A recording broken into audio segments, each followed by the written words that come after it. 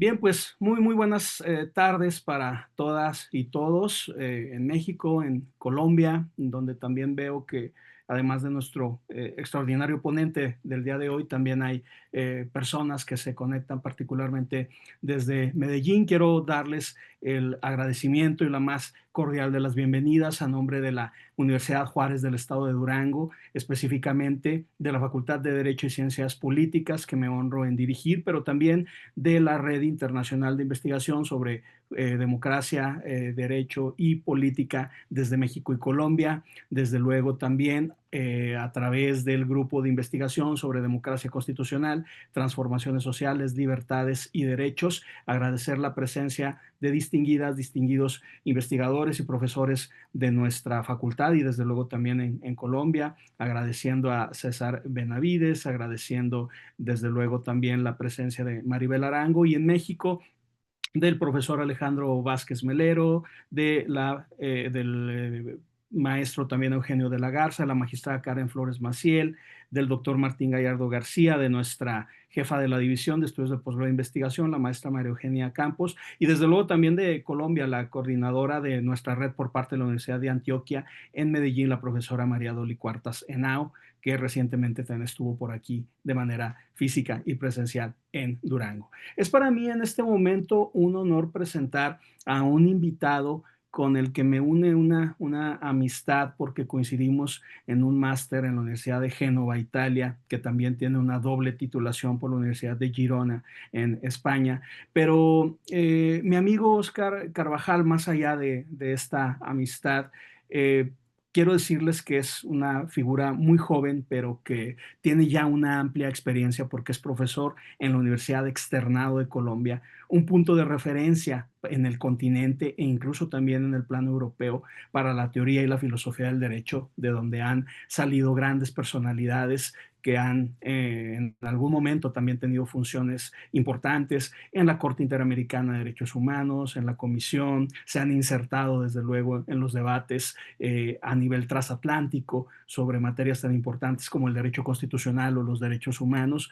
Y mi amigo Oscar se ha especializado en un área muy importante que es la lógica del derecho, un área que sin duda alguna todas y todos deberíamos conocer y que como abogadas y como abogados, pues desde luego en ocasiones tenemos estas reticencias o digamos estas resistencias también a aprender una lógica formal, una lógica en toda la extensión de la palabra. Allá en Génova, Oscar y yo coincidimos, por ejemplo, con un gran filósofo de la actualidad, el profesor Giovanni Battista Ratti, que es uno de los puntos de referencia en la lógica del derecho a nivel contemporáneo, igual que uno de los grandes líderes de la Escuela de Génova, como el profesor Pierluigi Chiassoni. Pero en el ámbito específico de la lógica, pues el profesor Ratti, con el que ha trabajado directamente Oscar, es una referencia. Entonces si en este momento ya Oscar es una gran personalidad, en próximos años escucharemos su nombre aún más en los debates internacionales sobre lógica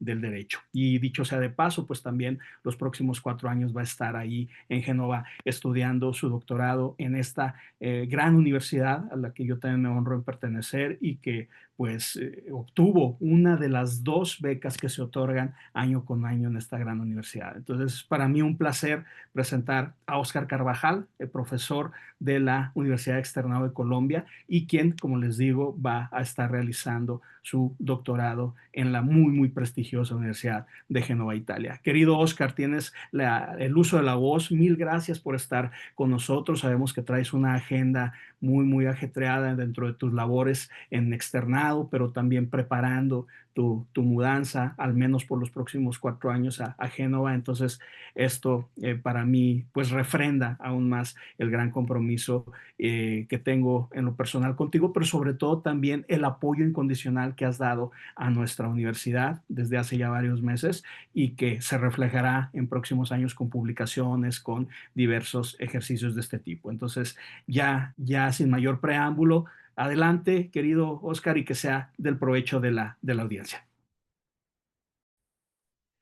Mil gracias, mi querido Alan, por esta presentación tan bonita, tan especial. Es un gusto estar con ustedes en esta universidad, en esta Facultad de Derecho tan prestigiosa como es la Universidad de Juárez. y muy encantado de iniciar estos lazos que ya, como lo decía el profesor, el decano Alan, ya iniciaron el año pasado en la Universidad de Génova, pero que queremos seguir profundizando. En lo personal, desde la Universidad de Externado, profundizar esos lazos con ustedes mediante publicaciones y mediante convenios y todo lo que podamos colaborar para que podamos trabajar juntos, crecer juntos y hacer una red, digamos, importante en América Latina en torno a tecnificar los conocimientos de estos campos tan importantes para nosotros y que cada vez nos interesan más, pero sobre todo manejarlos de una manera muy rigurosa, académica, y bueno, creo que este es el espacio para eso. Agradezco profundamente la invitación, organizando ya todo para el viaje para Génova, y bueno, esperamos que sigamos en contacto para todo lo que se viene, mi querido Alan, y bienvenidos todos y mil gracias por su tiempo.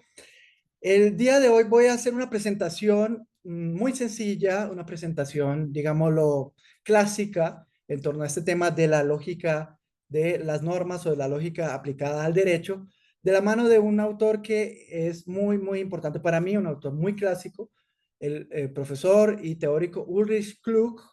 Es un profesor de la Universidad de Berlín, de los años 30, 40, que fue muy influido por la teoría de Hans Kelsen.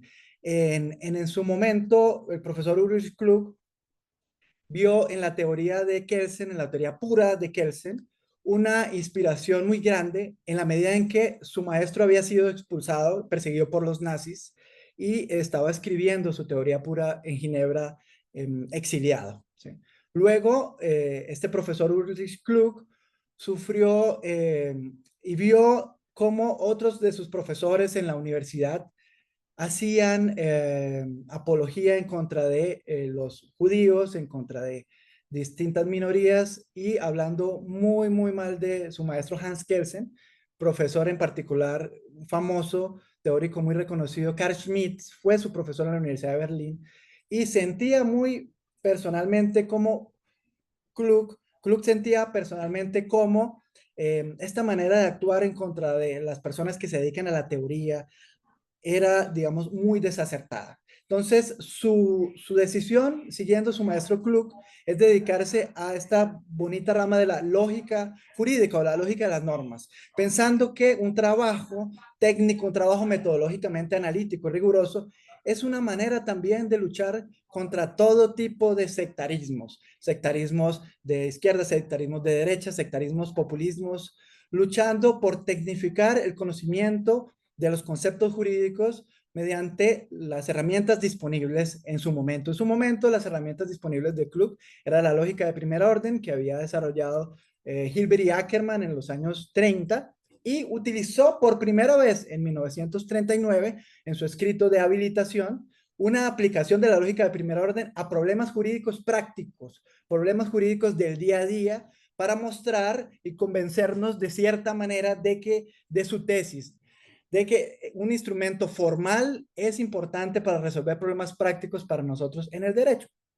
así como otras herramientas, pero en particular un sistema formal nos ayuda a ver ese tipo de errores, vaguedades, ambigüedades y distintos tipos de paralogismos que ocurren en nuestro pensamiento. Entonces, Ulrich Klug desarrolla su escrito de habilitación, y por supuesto fue prohibido en su momento, se publicó hasta 1951, pero ya en 1939, antes de von Wright y muchos otros grandes teóricos de las normas y de la lógica, fue la primera aplicación en la historia, la de este maestro. Luego, me place mucho presentar y brevemente una de sus tesis en torno a la importancia de la lógica en el análisis del derecho, siguiendo y releyendo y revisitando a este gran maestro que fue el profesor Ulrich Klug. Así que para esto presenté voy a compartir una presentación muy breve de unas 7 8 diapositivas en las que voy a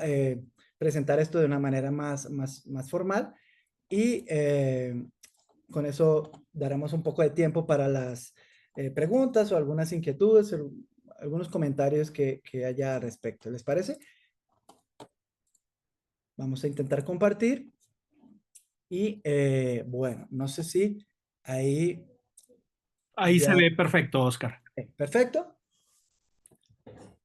¿Listo? Mil gracias y mil gracias por estar acá nuevamente. Listo. Entonces, Ulrich Klug y la defensa del análisis lógico del derecho.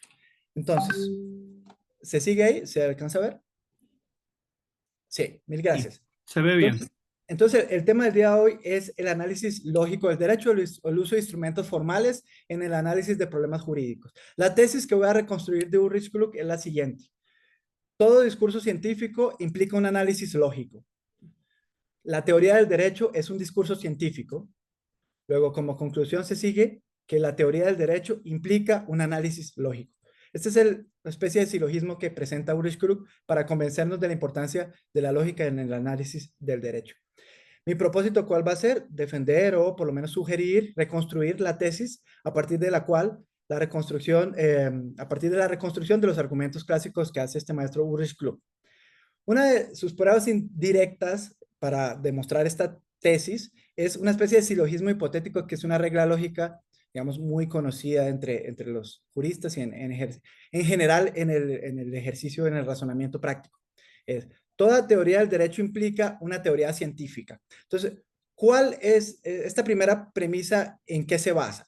En que perdón, que está aquí una, listo. Eh, la primera premisa se basa en que una aproximación teórica del derecho implica una aproximación científica. ¿Esto qué quiere decir? Que un análisis práctico del derecho es un análisis opuesto a un análisis teórico. ¿Sí? Sí, y esto lo sostienen algunos teóricos, incluso fundadores de la Universidad de Harvard, en donde decían, bueno, ¿por qué estudiamos el derecho? Bueno, si estudiamos el derecho, lo estudiamos de manera científica. Si no lo estudiamos, entonces estamos ejerciéndolo en la práctica. Pero si lo estamos estudiando, entonces ese estudio es un estudio científico, científico del derecho, en oposición a un ejercicio práctico. Entonces, la primera premisa se basa en que si estamos estudiando el derecho desde un punto de vista metajurídico, vamos a preferir los instrumentos más precisos para estudiar la teoría, que son los instrumentos científicos, porque preferimos tener más claridad y basarnos en la verdad que en cualquier otro tipo de criterios. Entonces, toda teoría del derecho que no es un ejercicio práctico implica necesariamente una teoría científica. Si aceptamos esa primera premisa de Ulrich Klug, vamos a la segunda. Toda teoría científica implica o conlleva un análisis lógico, es decir, un análisis en donde haya un lenguaje formal que nos evite ambigüedades, vaguedades y nos permita poder dar cuenta de las inferencias correctas en esa teoría científica. Una teoría científica no admite contradicciones, no admite violaciones a leyes lógicas. Una teoría científica se compromete con el principio de no contradicción, con el principio de tercer excluido, con el principio de identidad. Entonces, si aceptamos la primera premisa de Klug, aceptamos necesariamente la segunda premisa, la cual es toda teoría científica conlleva un análisis lógico. Y por silogismo hipotético, se sigue que en la tercera premisa, toda teoría del derecho implica un análisis lógico reconstruida de la siguiente manera. Toda teoría del derecho implica una teoría científica, premisa 1. Premisa 2, toda teoría científica implica un análisis lógico del derecho. Como conclusión, la primera premisa, toda teoría del derecho implica un análisis lógico. Si estamos y si aceptamos la premisa 2, tenemos que concluir necesariamente la premisa 3. ¿Sí? Porque estamos aceptando un compromiso científico en la teoría del derecho y un compromiso científico nos lleva a un análisis lógico del derecho. Es decir, un análisis que respete las leyes lógicas fundamentales del pensamiento. ¿Sí? Una prueba indirecta que también presenta Klug es la siguiente, que es una prueba por reducción al absurdo. Supongamos que la teoría del derecho no implica un análisis lógico del mismo. ¿Sí? ¿Eso a qué conllevaría? Eso conllevaría a que una teoría del derecho podría aceptar violaciones a las leyes lógicas fundamentales, a las leyes lógicas como el principio básico de no contradicción, ¿sí? Que consiste en que yo no puedo aceptar que una cosa sea falsa y verdadera al mismo tiempo, ¿sí? Si yo supongo que la teoría del derecho no implica un análisis o un respeto por las leyes lógicas fundamentales, entonces yo tendría que aceptar violaciones a las leyes lógicas como estas en cualquier sentencia, en la legislación, en distintos tipos de normas jurídicas. Esto nos lleva a un absurdo y por reducción al absurdo tenemos que afirmar su contrario. Es decir, es verdadero que la teoría del derecho implica un análisis lógico. ¿Sí? Entonces, aquí hay dos pruebas que presenta Klug, una prueba directa mediante una cadena de silogismos, ¿sí? Y una prueba indirecta, que es una prueba que se usa mucho en la lógica y en la matemática, pero que se puede usar también en la práctica del derecho. Suponer algo, llevar a contradicción esa suposición e introducir su contrario. Esa es una de las maneras de razonar en teoría de la prueba, en la lógica, que es aplicable, extrapolable a la teoría de la prueba en general en el derecho.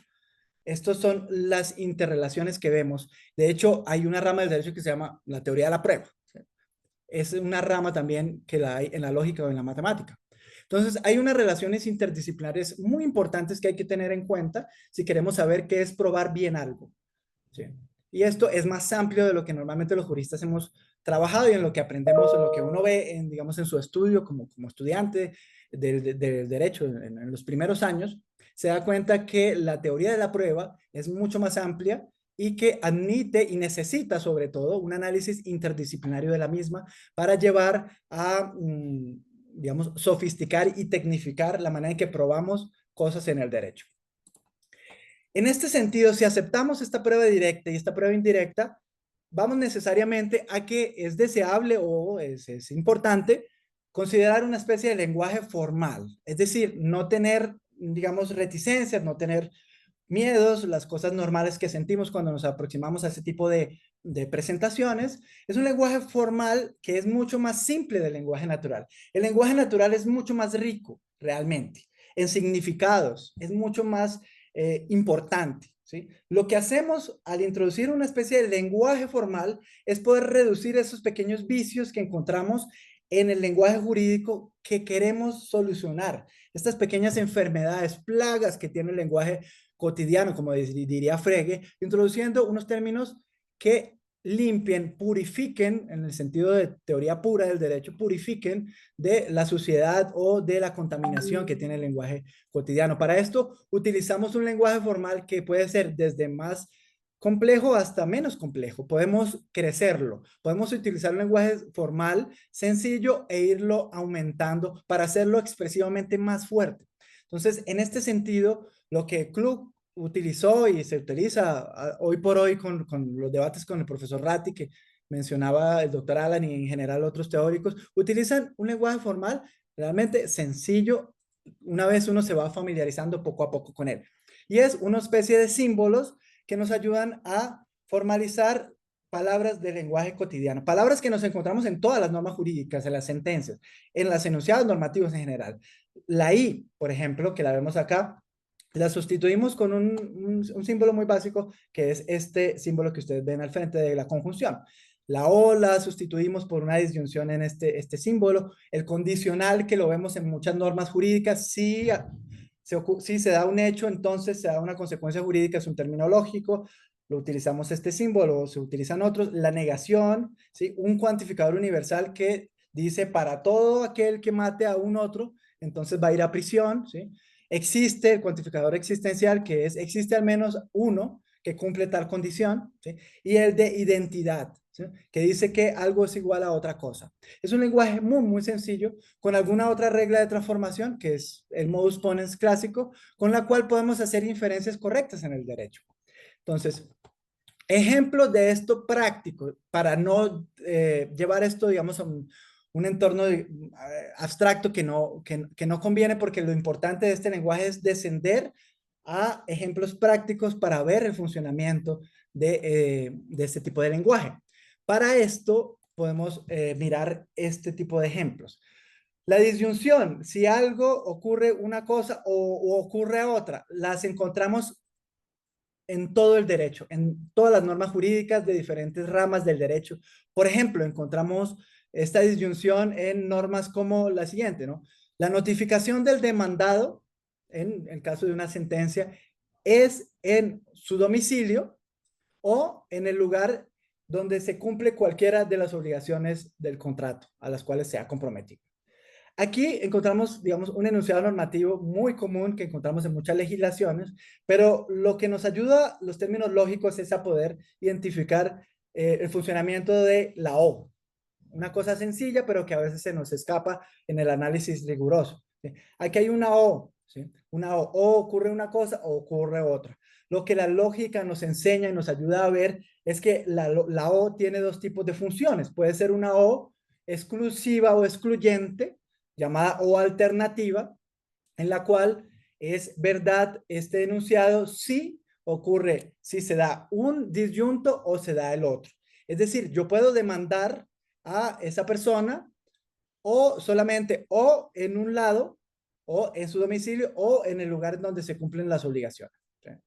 Solo una de las dos es válida y el juez me va a admitir solo uno de los dos lugares. ¿Sí? Si yo interpreto esa O como una O alternativa, o ocurre una cosa o ocurre otra. Caso clásico del restaurante en donde para comer se le dice si quiere sopa o ensalada. ¿Sí? Se le pide que escoja una de las dos. No puedes escoger las dos. No, yo quiero sopa o ensalada y que las dos sean válidas. No. Solo una o sopa o ensalada. En este caso, el ejemplo es con el derecho, por supuesto. Pero si interpretamos una O como una disyunción incluyente, ¿sí? Entonces, ¿qué es una disyunción incluyente? Una disyunción en el que ambos disyuntos son válidos al mismo tiempo. Si interpretamos esa O como una O incluyente, entonces yo puedo demandar a la persona que quiero demandar tanto en su domicilio como en el lugar en donde se cumple cualquiera de sus obligaciones, ¿sí? Porque es una O que admite ambos lugares al mismo tiempo, es una O incluyente. La otra función escondida de la O, que usualmente no está tan común.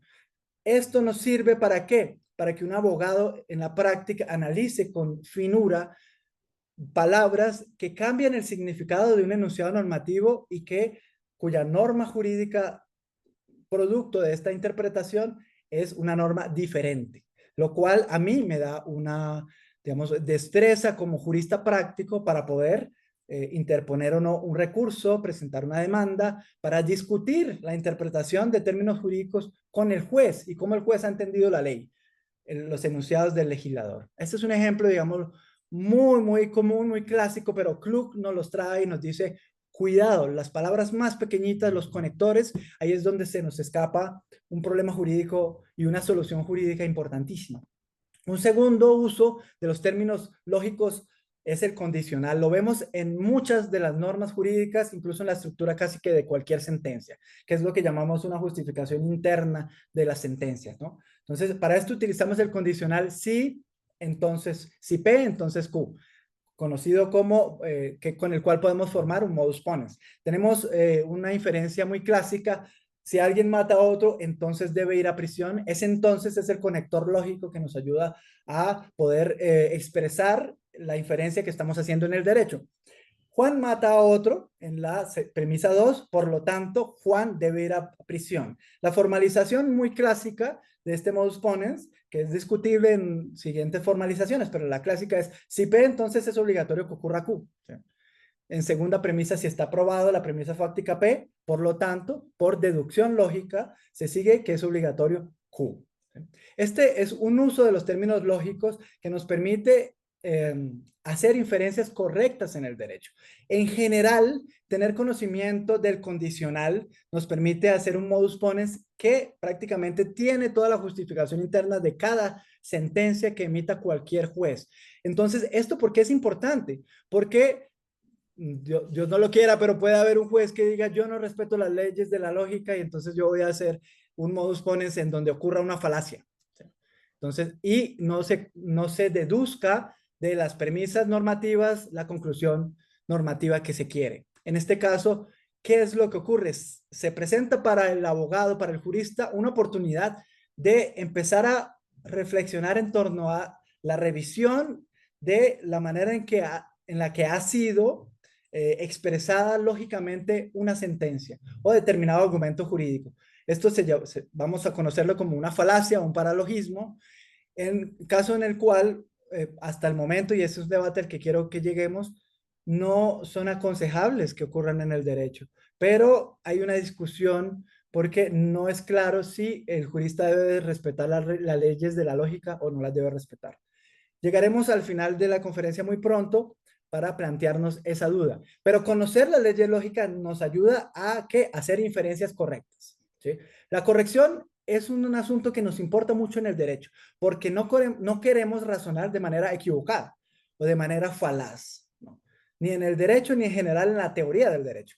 Entonces, conocerlas nos permite evitar las falacias en el derecho, los paralogismos sintácticos, semánticos y pragmáticos, pero también nos permite denunciarlos en el razonamiento de otros operadores del derecho. Un punto clave de este uso del lenguaje formal no solamente es que con este lenguaje podemos probar de manera retórica la corrección de nuestras inferencias. Efectivamente, existe un método de decisión, hoy le llamaríamos un algoritmo, en el que podemos determinar mediante los valores de verdad asignados a cada proposición o a cada, digamos, proposición normativa de estos enunciados y hacer una tabla de verdad en la que aparezcan verdadero en el resultado de la misma. ¿Esto qué quiere decir? Que es algo muy importante de este lenguaje formal, que podemos dar cuenta de cuando alguien está utilizando un argumento correcto o versus un argumento incorrecto. ¿Cómo lo hacemos? Utilizamos ese lenguaje formal y con mucha calma hacemos esta famosa y muy conocida tabla de verdad, en la cual en cada columna asignamos unos valores de verdad que tiene que ver para P y para Q, para cada proposición, y para el valor de verdad de los conectores, de la I y del condicional. Al final, pues no me quiero detener esto para no aburrirlos, pero al final se puede demostrar y decidir sobre todo cuando alguien está razonando correctamente versus cuando alguien está razonando incorrectamente. ¿Cómo usted formaliza el razonamiento de esa persona o de ese operador jurídico? Lo formaliza y le hace una prueba semántica de corrección. Si da verdadero al final, en todas las columnas es un razonamiento válido. Si no, es un razonamiento inválido y nuevamente usted puede revisarlo, puede denunciarlo, puede advertir ese problema en el razonamiento. Y esto es una regla y un método de decisión importantísimo para clasificar un razonamiento incorrecto versus de un razonamiento falaz. Eso es un instrumento muy, muy importante en nuestro trabajo como juristas y poco usado realmente. Es uno de los más conocidos y más sencillos de los años 30. Hoy por hoy hay árboles semánticos, hay muchísimos otros métodos. Hoy lo diríamos, lo van a hacer próximamente los computadores. Los computadores van a agarrar este algoritmo semántico muy sencillo y van a poder hacer deducir de unas premisas normativas una conclusión normativa. De una premisa 1 normativa, de una premisa 2 fáctica, poder deducir una conclusión normativa. Esto es un método que puede ahorrar, digamos, en términos de eficiencia judicial, la decisión jurídica de muchos procesos en términos procesales sencillos que no admitan mayor debate de garantías o constitucional. El problema va a ser, y la discusión que tenemos que dar es hasta qué punto o en qué parte de toda la línea procesal podemos admitir un método de decisión semántica como este, en qué niveles. Tenemos que dar esa discusión de manera seria con los instrumentos técnicos disponibles para optimizar, para garantizarle a las personas la administración de justicia de manera eficiente, pero tenemos que hacerlo de manera rigurosa. Entonces, la invitación es no desconfiemos de esto. Si podemos hacerlo, son los instrumentos que nos da la inteligencia humana que se vuelve inteligencia artificial, pero es inteligencia y es deducción correcta versus un razonamiento retórico incorrecto o simplemente un razonamiento falaz, ¿sí? Pero la discusión es amplia y tenemos que seriamente debatir, investigar, escribir en torno a qué partes del proceso es conveniente, por qué razones y por cuáles no, mecanizar con algoritmos de decisión cierto tipo de razonamiento en el derecho y en qué ramas del derecho. Es un debate pendiente y ojalá lo podamos dar, amigos, en conjunto.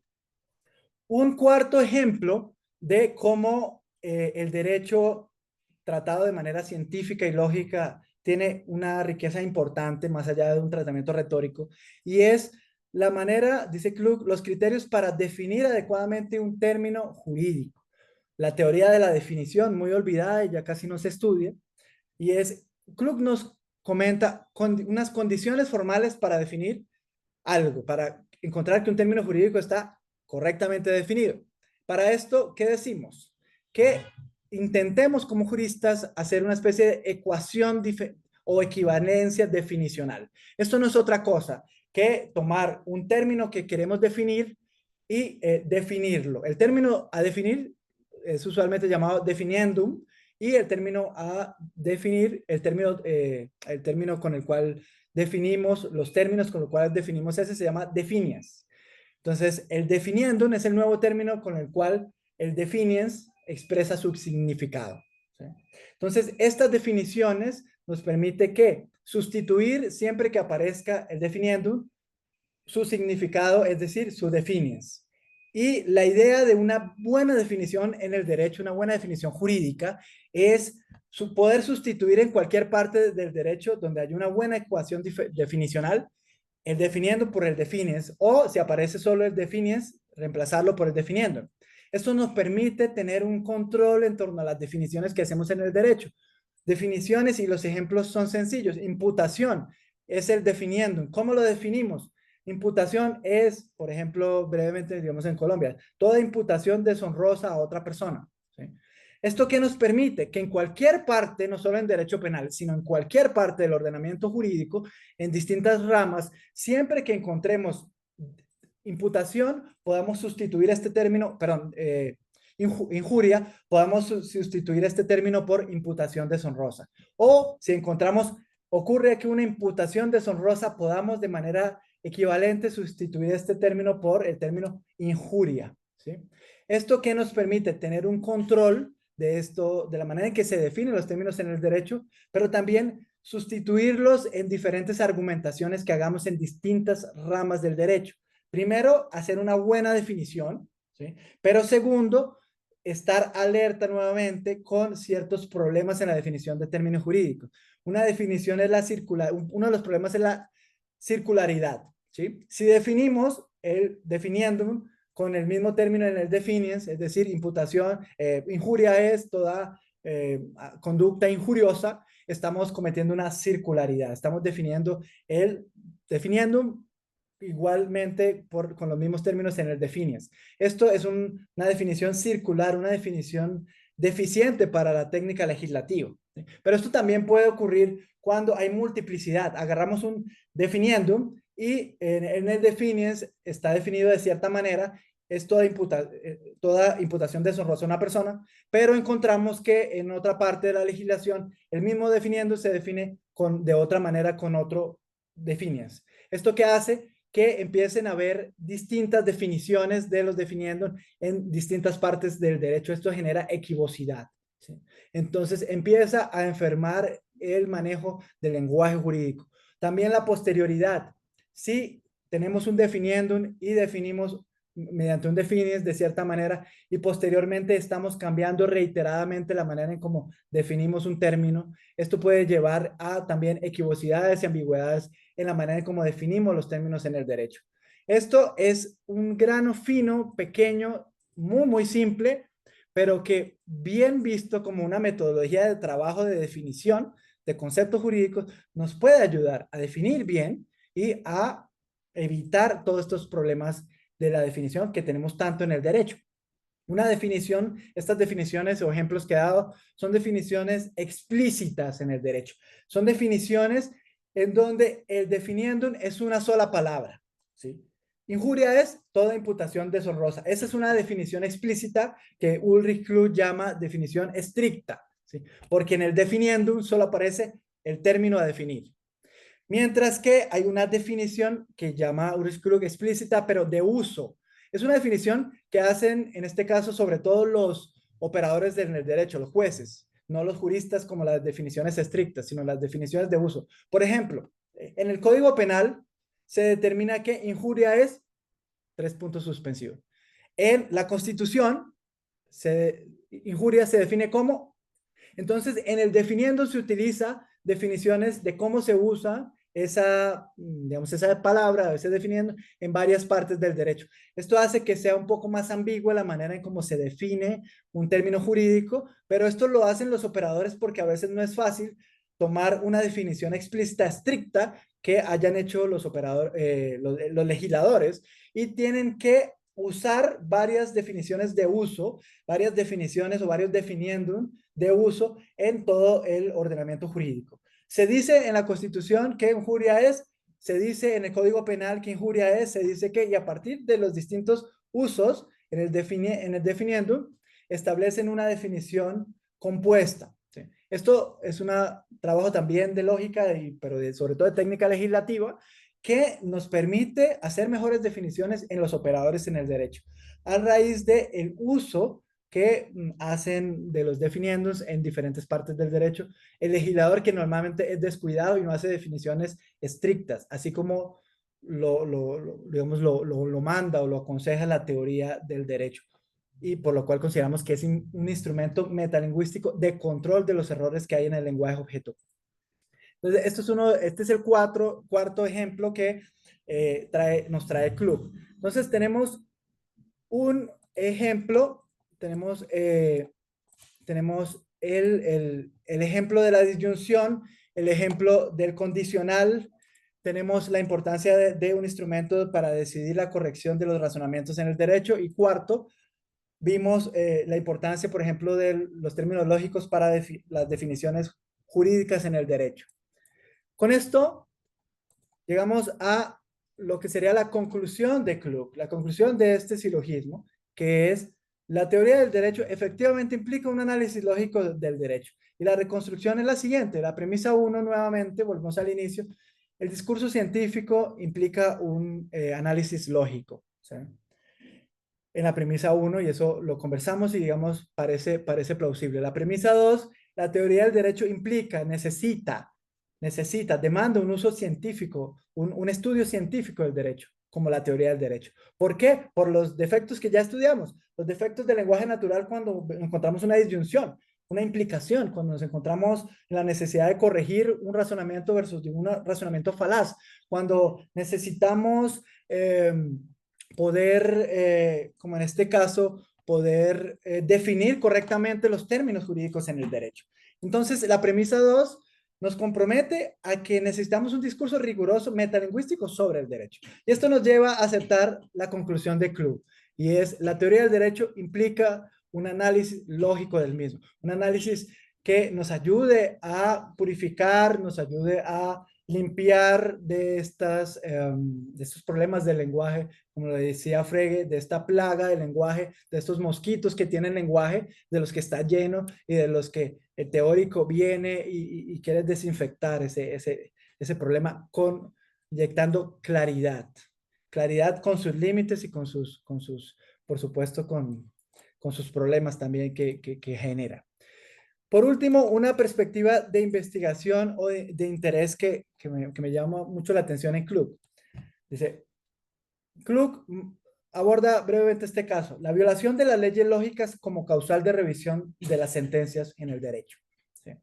Entonces, Klug se pregunta, y en el tribunal alemán de su época tenía el siguiente problema: ¿qué ocurre si hay una sentencia que respeta las normas jurídicas, ¿sí?, pero que viola las leyes lógicas fundamentales? Es decir, una sentencia que no respeta el principio de no contradicción, no respeta el principio de tercero excluido, no respeta el principio de, no sé, el modus ponens, que es la justificación interna con las cuales hacemos cualquier sentencia. Si P, entonces obligatorio Q, P, por lo tanto obligatorio Q. ¿Sí? Eso, todo el que mate a otro es obligatorio que vaya a prisión. Juan mató a Pedro, por lo tanto Juan va a prisión, o es obligatorio que Juan vaya a prisión. Esas son las reglas lógicas en las que vivimos, en las que trabajamos todos. Pero ¿qué pasa si ocurre una sentencia en la que se violan estas leyes lógicas? Entonces, Klug se pregunta: en su momento el tribunal alemán dijo que debería haber una causal para revisar, una acción de revisión de esa sentencia en un tribunal superior, donde una sentencia pudiera ser declarada inválida por desconocer las leyes lógicas fundamentales. ¿Sí? Entonces nos presenta ese escenario. Yo quiero también dejar esa reflexión y me parece de interés, porque de alguna manera nos podemos encontrar alguna vez con esa discusión o con esa situación. En el caso del tribunal de Klug, Klug decía, sí debe ser una causal para revisar una sentencia si alguien viola una ley lógica, porque usted no puede aceptar en una sentencia una contradicción. Si usted está reconociendo eso, usted está diciendo implícitamente que hay una causal de revisión de toda sentencia que es violar las leyes lógicas fundamentales. En el tribunal alemán de su momento se le llamó a esto se habló de las leyes lógicas como leyes jurídicas no escritas.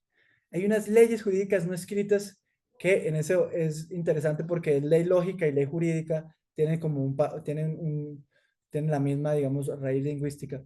Eso son leyes ambas. Pero el tribunal alemán dijo, hay leyes no escritas que son las leyes lógicas que todo jurista debe respetar en sus sentencias.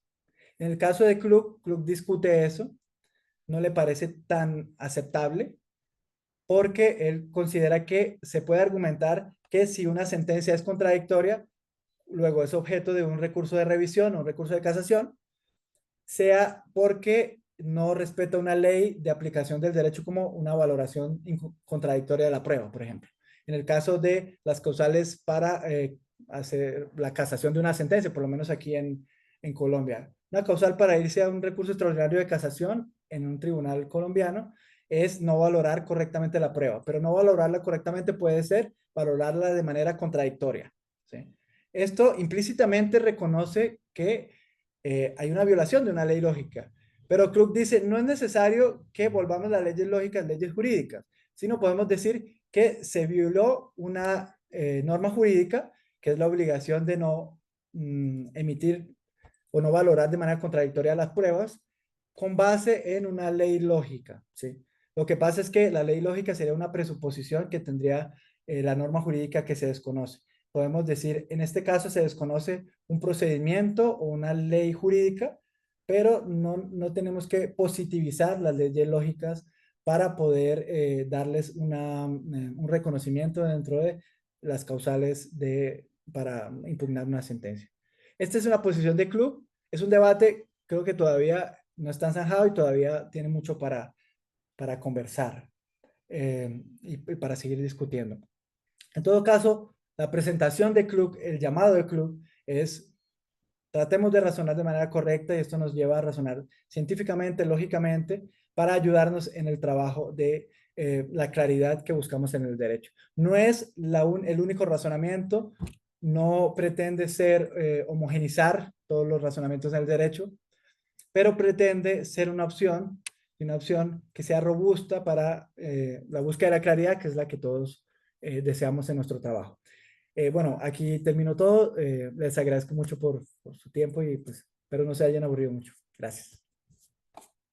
Querido Oscar, muchísimas gracias. Como siempre, tus conceptos tan claros, sobre todo cuando hablamos de un tema que a muchas personas les pudiera resultar difuso, un tanto ininteligible, pero pues creo que eso es lo importante, ¿verdad? Observar la trascendencia que tiene el estudio de la lógica, la importancia que tiene incorporarla en la argumentación jurídica, si el derecho en clave contemporánea en buena medida lo entendemos también a manera de argumentación, pues desde luego que hay que partir de todas las herramientas de la lógica y pues bueno, en ese sentido agradecerte por lo claro de tu exposición.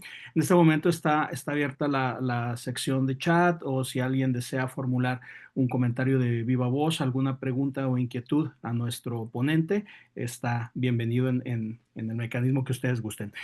Oscar, a mí me gustaría preguntarte, ahorita que hablabas, aunque fuese así superficialmente, sobre la inteligencia artificial y la posibilidad, desde luego, de que muchos de estos modelos ya puedan de alguna otra forma hacer estos cálculos lógicos, pero con independencia de ello, pues, ¿cómo incide en el razonamiento judicial, particularmente en el razonamiento probatorio? Que de hecho se conecta con la pregunta, con el planteamiento que aquí hace una maestra de nuestra facultad, la maestra Virginia Montenegro, cuál es el papel que jugarán las nuevas tecnologías, la inteligencia artificial en el futuro del análisis lógico de la teoría del derecho. Y después de esto ha levantado la mano Miguel León Untiveros. Bueno, querido Alan, gracias por la pregunta. También para la doctora Virginia Montenegro. Eh, realmente, creo que en muchas partes, digamos, en otras disciplinas, el uso de estas herramientas está realmente avanzado. Está realmente avanzado. Los métodos nuevos para decidir la corrección de una inferencia o no están muy avanzados y, digamos, el desarrollo de este tipo de algoritmos es algo que, por supuesto, desde los años 50, 60, desde los años mismos 30 se viene discutiendo como una posibilidad de decidir de manera automática y de manera, sobre todo, sin presuponer la intuición o sin presuponer condiciones retóricas para las inferencias que hacemos en el derecho. Yo creo que algo importante de este tipo de desarrollos es eso, es darnos un poco de certeza y un afán de certeza y claridad. Hilbert lo decía, hablando de la teoría de conjuntos, como un paraíso del cual ya no nos van a poder expulsar jamás. No sé si es un paraíso o realmente será un infierno, pero sí nos ayuda realmente a tener instrumentos que nos permitan hacer deducciones claras y deducciones correctas. Y esto es importante para el estudio del derecho. Y para diferentes ramas, sea en el derecho probatorio, si estamos haciendo algunas valoraciones de la prueba, como en las deducciones que hacemos en algunas partes del derecho. Esto es importante, ¿por qué? Porque hay muchos, de alguna manera, muchas argumentaciones que solemos llamar retóricas o solemos llamar un poco no científicas, como un conjunto de argumentaciones que se hacen dependiendo de las preferencias de una audiencia, dependiendo de las preferencias del juez, si un juez es de alguna manera de izquierda, si es de derecha, si es de alguna inclinación. Entonces, el uso de instrumentos formales tiene ese afán que desde Eugenio Bulligen y Alchurrón querían de rigorizar la manera en cómo se decide de manera objetiva y clara en el derecho, para sacar, expulsar a toda costa los razonamientos retóricos, los razonamientos que tienen que ver con preferencias subjetivas de los intérpretes del derecho, de los operadores del derecho. Y esto yo creo que es algo realmente importante, realmente valioso, y nos gana en objetividad a los juristas. Es un trabajo en el que los juristas miramos de cerca a los matemáticos con admiración y con cuidado, por supuesto, pero con una admiración. Ahora, que esto sea la panacea y que nos ayude a resolver todos los problemas, sin duda no, por supuesto no, porque no se puede formalizar todo el lenguaje natural con el que realmente trabajamos nosotros. Es, primero que todo, muy complejo, pero segundo, es inconveniente, porque en el razonamiento jurídico tenemos razonamientos de muchos tipos y muy ricos, desde razonamientos deductivos, como razonamientos inductivos, como razonamientos ponderativos, y no es deseable tampoco que haya una monopolización de un solo tipo de razonamiento formal. La idea es que vayamos hacia distintos razonamientos formales, ¿sí? No pensemos que solo hay uno lógico deductivo, sino hay muchos, y lo usemos en diferentes partes del derecho. En el razonamiento probatorio es uno, por supuesto importantísimo. Eso lo ha demostrado Jordi Ferrer en sus debates. Profesor Untiveros también ha escrito algo sobre eso, debatiendo con Jordi Ferrer. Pero es interesante en el sentido en el que la valoración racional y no persuasiva de la prueba es algo que nos puede ayudar mucho a rigorizar el trabajo de los juristas y a lograr en objetividad. Pero nuevamente tiene un alcance limitado que hay que hacer explícito y no tampoco confiar de manera ciega en estos nuevos instrumentos. Gracias.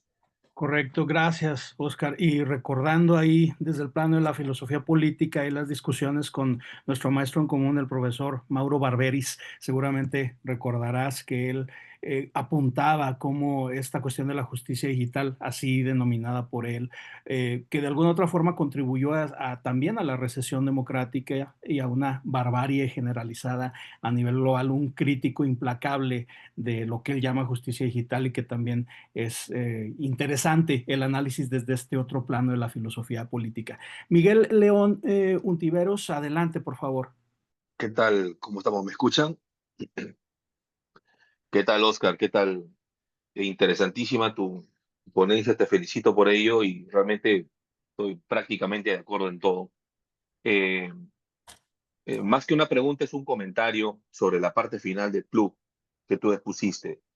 Acá en Perú, por lo menos, hay una causal de casación tanto en sede civil como en sede penal, que es la ilogicidad.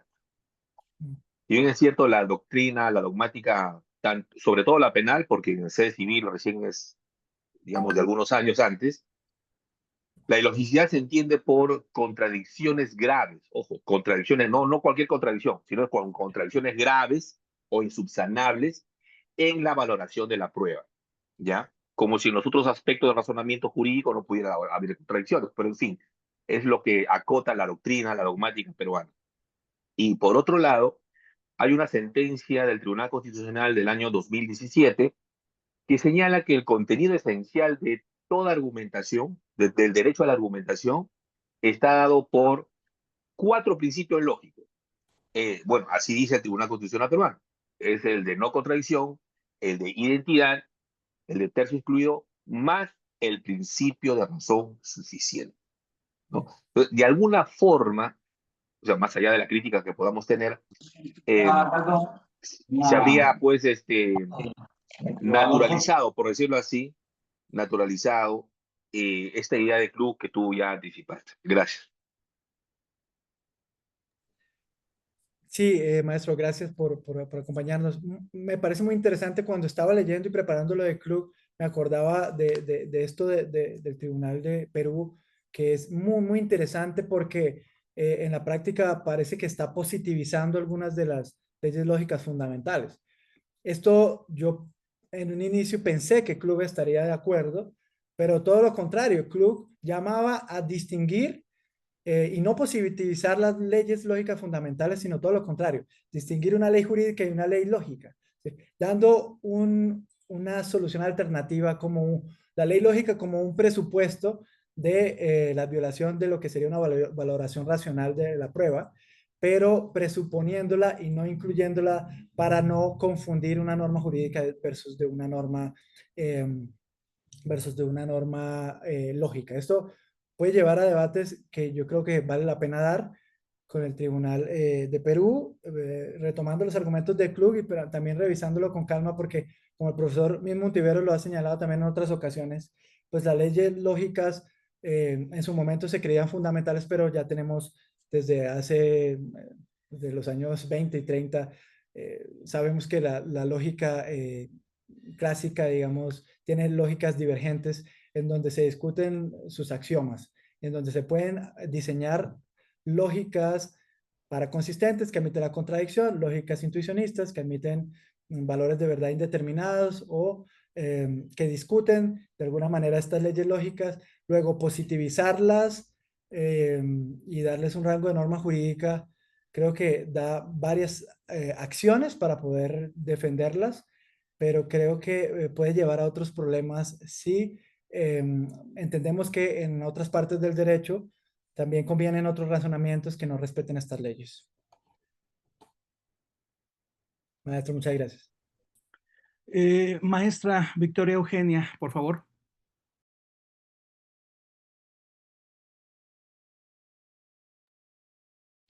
Me parece que no se escucha, maestra Victoria, o no sé si... Gracias. Ah, ahí está, listo. Sí.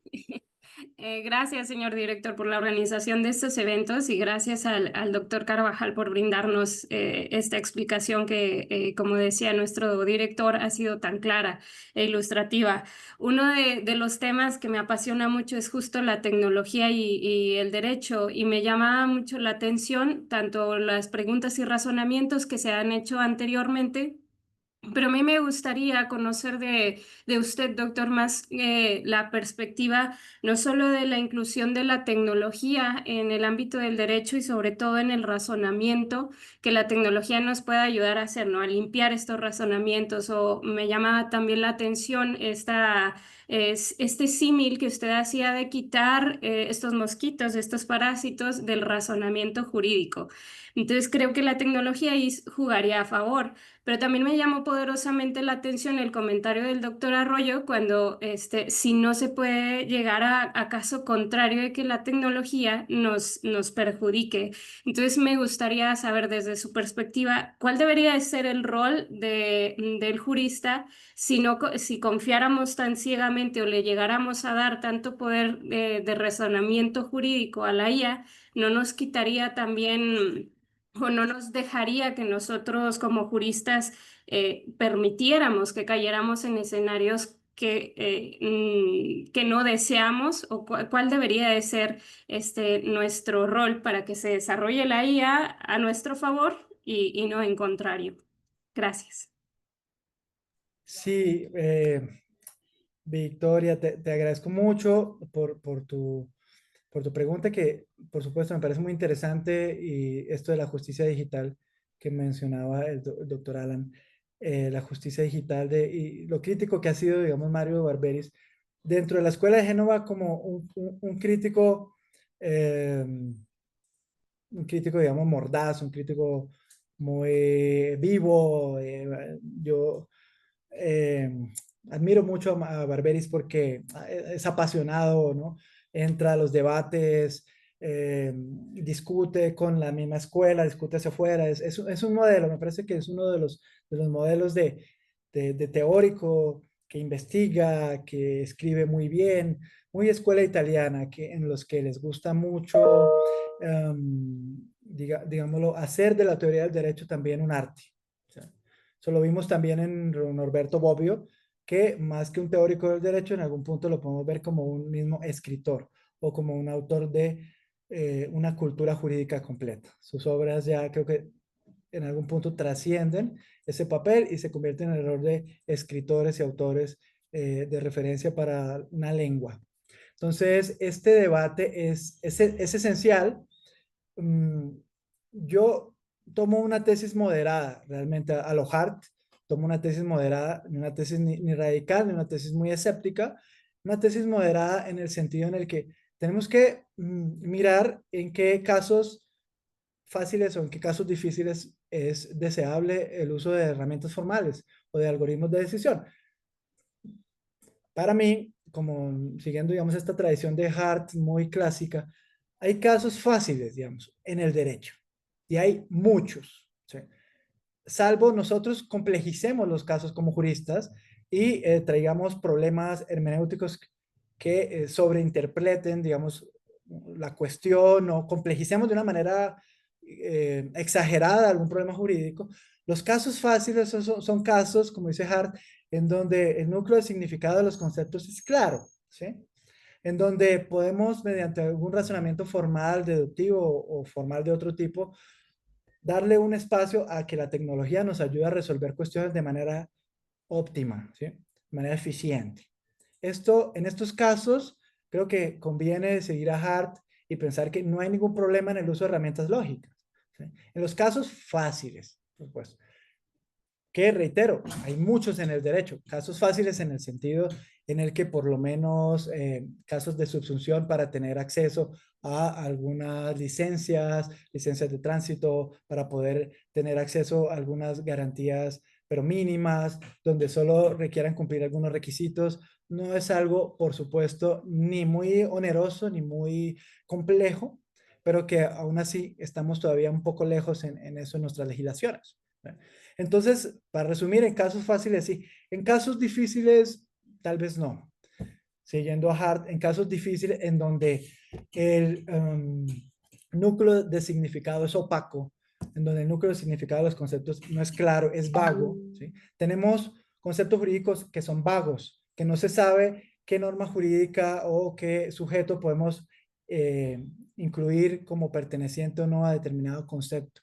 El lenguaje es muy rico, pero también es lleno de esta plaga que decía Gottlob Frege, que es la metáfora de Frege, está llena de esto. El lenguaje formal nos ayuda como con la metáfora también de un microscopio y un telescopio. Nos ayuda a ver de cerca mejor, con un instrumento mejor que el ojo, para ver de cerca con precisión, para ver de lejos también con precisión, ¿sí?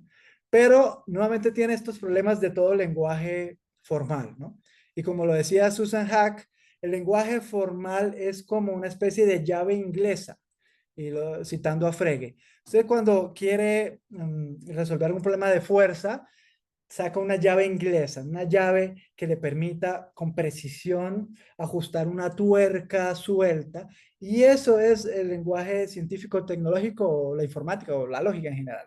Entonces, hay ocasiones, casos fáciles en donde el uso de las tuercas no tiene ningún problema, ¿no? El uso de las llaves inglesas, ¿sí? El uso de los telescopios, el uso de los microscopios. Pero hay casos difíciles en donde, precisamente como citaba Susan Hack de Gottlob Frege, se vuelve impráctico, se vuelve demasiado rígido.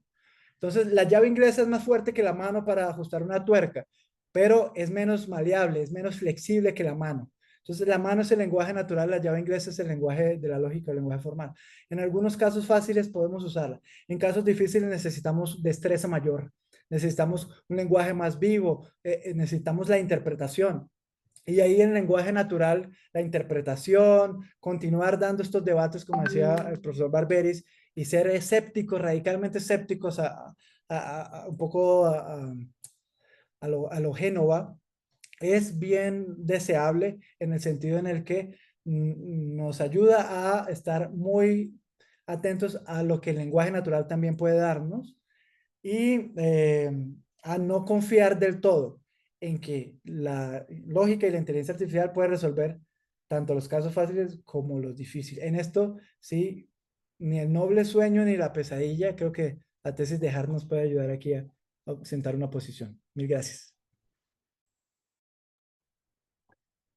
Muchas gracias. Y quizá con este planteamiento que hace también Margarita Mejorado, también maestra de la facultad, pudiéramos cerrar en respeto al tiempo de todas y todos y especialmente de nuestro ponente Oscar, recordándoles que si requieren constancia de asistencia al evento, ahí en la sección de chat está una cuenta de correo electrónico donde pueden enviar su captura de pantalla, los datos generales y con mucho gusto se les va a gestionar. Bien, el cuestionamiento, pues ahí lo tenemos en la sección de chat. Si la teoría del derecho implica un análisis lógico, ¿consideras, Oscar, que esa lógica puede traducirse en algoritmos de IA o siempre habrá un resto humano, ético y semántico que sea imposible de formalizar? Me parece que está en silencio, Oscar. Ah, perdón. Sí. Sí, yo creo que un poco volviendo con esto de nuestra querida Margarita, volviendo a lo que conversamos con Victoria, sí, sí es mucho el lugar que tiene el lenguaje de la lógica, por supuesto, y esa es como la pretensión gilbertiana, que es la que quisiéramos traer, es un paraíso, ¿no? Es un paraíso en el que nadie nos va a poder expulsar y no como decía Wittgenstein, que es un paraíso en el que él habla para que todos lo abandonen, sino al contrario, aquí la idea es que es un paraíso para el que quisiéramos permanecer allí, pero a despecho de lo que pensaría Hilbert, yo estaría más con Hart en el sentido en el que ni el noble sueño, ni el paraíso, ni la pesadilla. Es decir, ni todo se podría traducir en un algoritmo, ni ninguna cosa. Es decir, nuevamente, algunos casos fáciles tal vez sí, algunos casos difíciles donde el lenguaje sea intrínsecamente vago, tal vez nunca podamos resolver esto y tal vez sea conveniente que nunca lo sea. Pero eso es un debate que hay que dar y que tal vez hay que pensar si eso debería quedar incluido como una imposibilidad jurídica, como garantía dentro de nuestros ordenamientos o como parte de la dogmática y las teorías de la dogmática dentro del derecho. Un poco asímile de como este debate con las normas, las leyes lógicas, si dentro o fuera del derecho.